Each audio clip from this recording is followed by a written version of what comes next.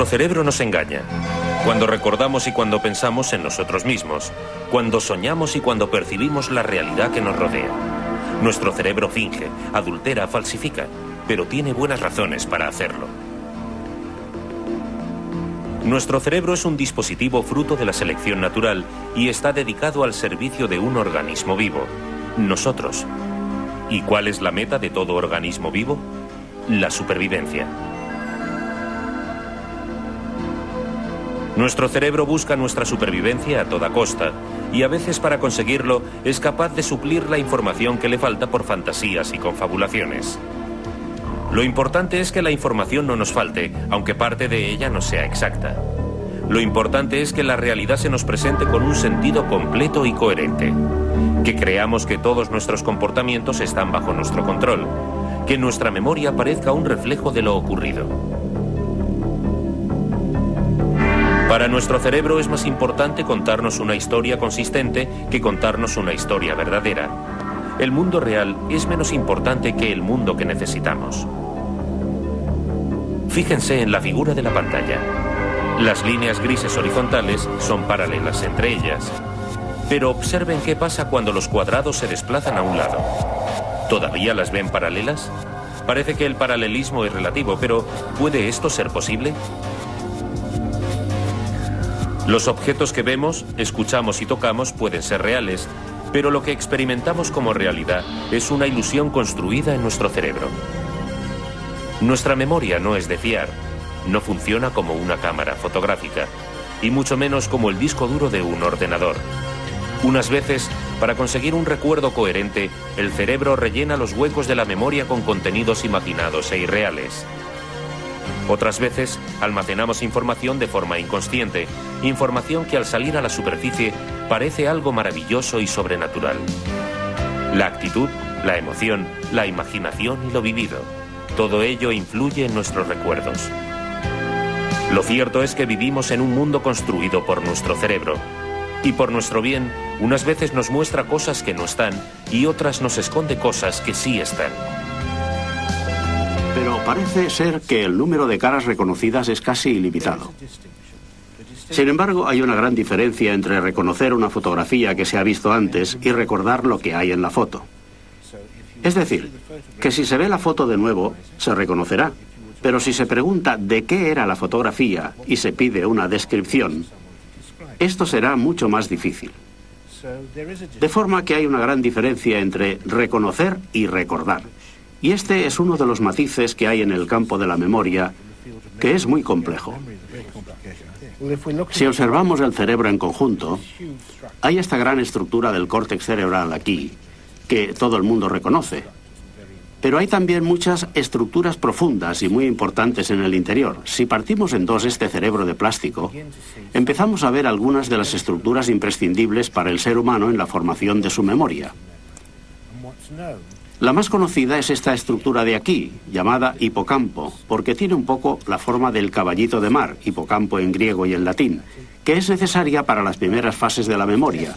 Si esta estructura resulta destruida por un fallo cerebral o a consecuencia de un accidente o algo así, se pierde la capacidad de construir nuevos recuerdos.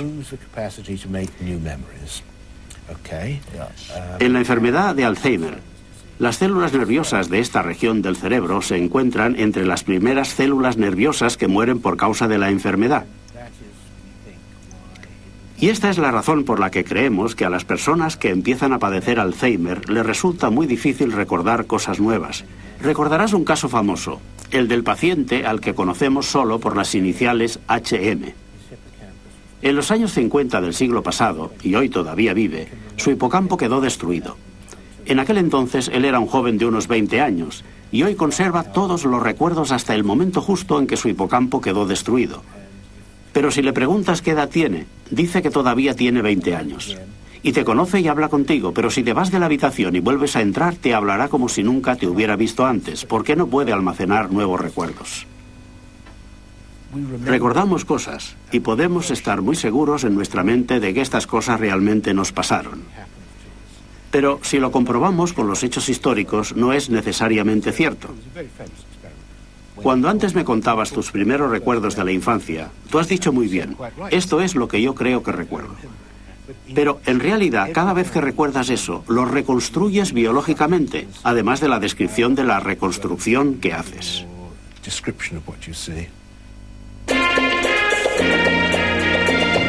Nos ha ocurrido a todos. Estamos allí y es como si ya hubiéramos estado antes. Sabemos qué es lo que va a pasar. Es el fenómeno del déjà vu o de lo ya visto. ¿Por qué se produce? No está claro.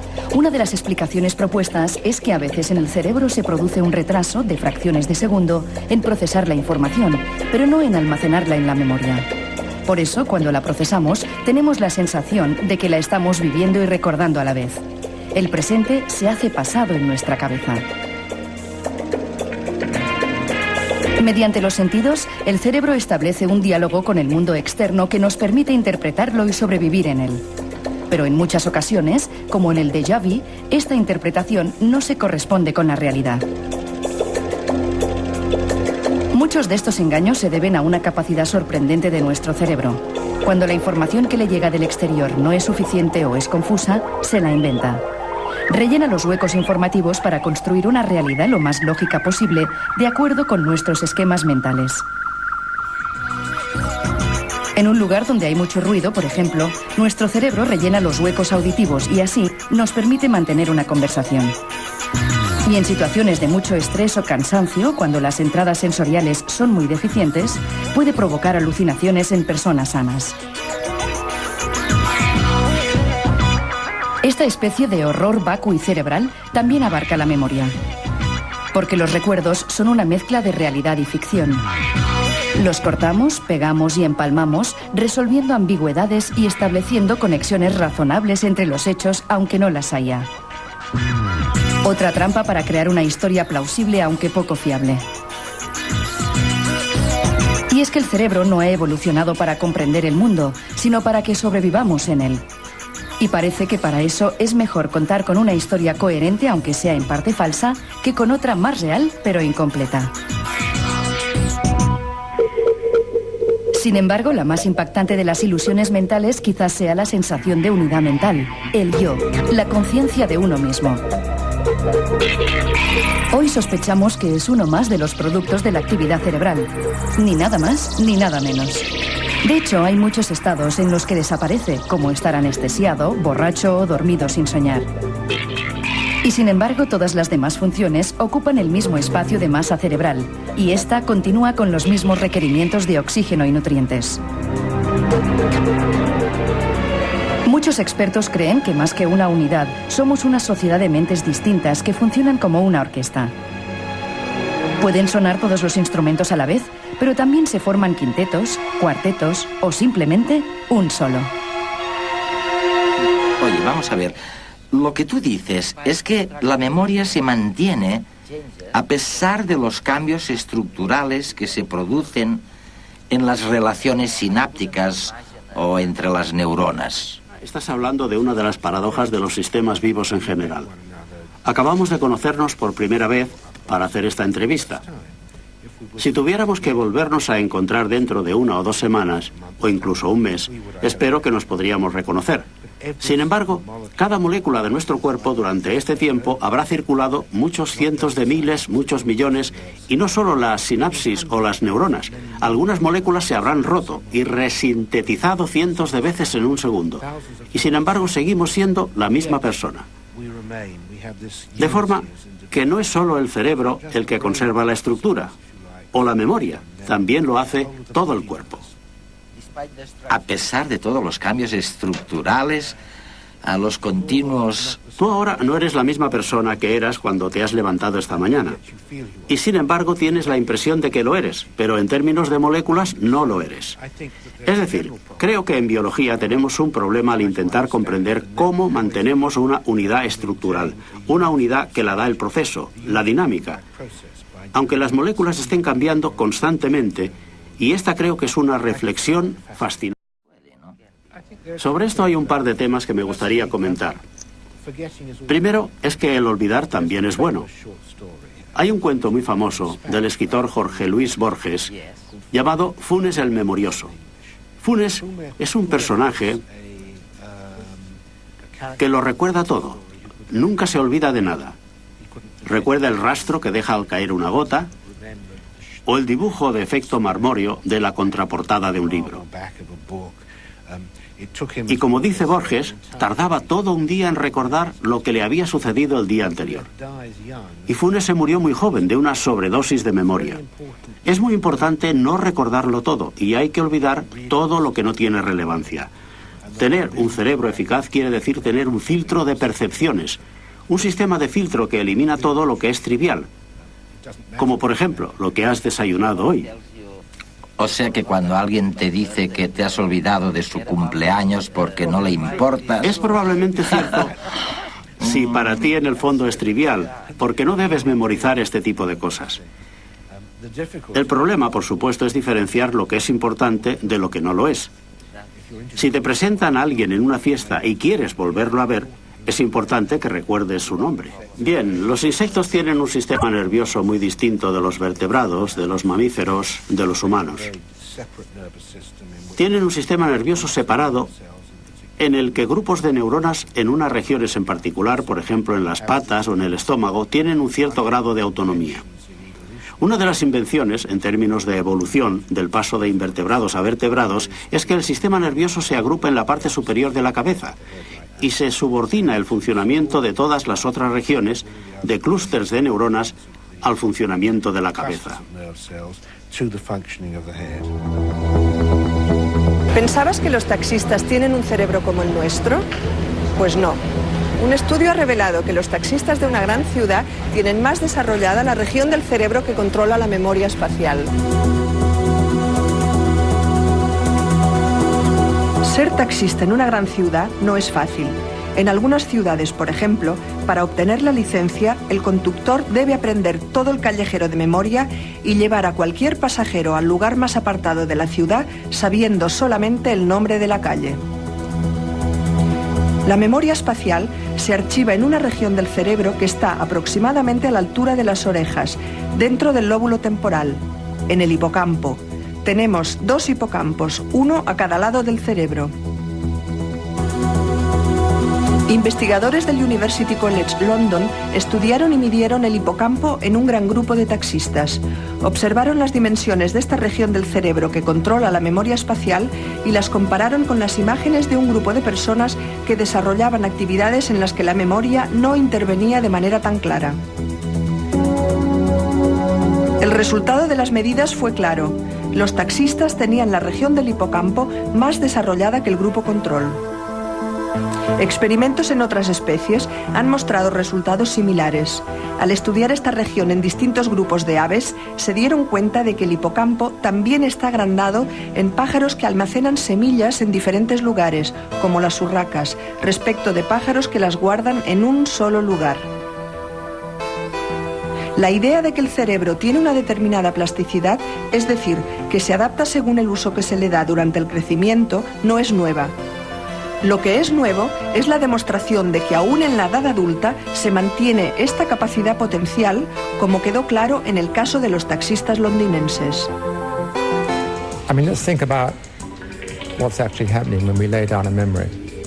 Vamos a hablar de lo que pasa cuando se genera la memoria. Estoy ahora hablando contigo. Todas estas experiencias sensitivas que estoy teniendo, mis manos moviéndose, yo mirando tu cara enfrente de mí, oyendo mi voz, oyendo tu voz, todo esto está llegando al cerebro como patrones de impulsos nerviosos. Tú no existes. Existen los patrones de actividad nerviosa que mi cerebro experimenta. Y como sé que voy a recordar este momento, es evidente que hay algo que ha tenido que cambiar en mi cerebro. Mi cerebro será distinto mañana de como es hoy, por el hecho de tener el recuerdo de esta conversación. El estar hablando contigo ha producido unos patrones de actividad neuronal, de impulsos nerviosos. Son estos los que provocan cambios en mi cerebro a través de vías nerviosas, a través de sinapsis. La información se almacena en el cerebro en la sinapsis, que son las conexiones entre las células nerviosas. Ya desde las primeras observaciones de Cajal, a principios del siglo XX, se vio que no podía ser en otro lugar. El resto es hardware. Hay procesos nerviosos, impulsos nerviosos, que son mecanismos constantes, invariables. El mejor candidato eran las conexiones entre las células nerviosas, donde llega el impulso eléctrico y libera transmisores químicos que cruzan el espacio entre neuronas hasta alcanzar la neurona adjunta. Allí se desencadena entonces el impulso eléctrico. ¿Qué es la transmisión sináptica? Un proceso variable, cambiante. Así, las experiencias están codificadas en regiones particulares del cerebro, en determinadas redes, en forma de cambios en la fuerza de las transmisiones sinápticas de determinados conjuntos de sinapsis dentro de la inmensa red neuronal. Y esto es la memoria. Estos cambios en el peso, en la fuerza de determinadas sinapsis del cerebro. Hay muchos tipos de memoria. No es un fenómeno unitario. La memoria que usamos en nuestro día a día, la que nos dice lo que hemos hecho hoy, lo que comimos ayer, se almacena, al menos durante un tiempo, en el hipocampo. Quedémonos con la idea de que la información que acompaña cualquier experiencia vivida llega al hipocampo desde todos los centros sensitivos del cuerpo. Allí permanece probablemente durante más de un año. Pero mientras tanto, el hipocampo establece una verdadera conversación con distintas regiones de la corteza. El córtex auditivo, el córtex visual. Esta conversación a dos vías, entre el hipocampo y estas regiones corticales, este tráfico neuronal, es lo que se suele llamar el proceso de consolidación. Los recuerdos han de ser consolidados, y en ese proceso intervienen el hipocampo y el córtex. Finalmente, los recuerdos abandonan el hipocampo y quedan almacenados definitivamente en la corteza. Así, la memoria de la infancia está en el córtex y no depende ya del hipocampo. Si lo retiráramos, no perderíamos esos recuerdos. Pero no podríamos crear nuevos recuerdos.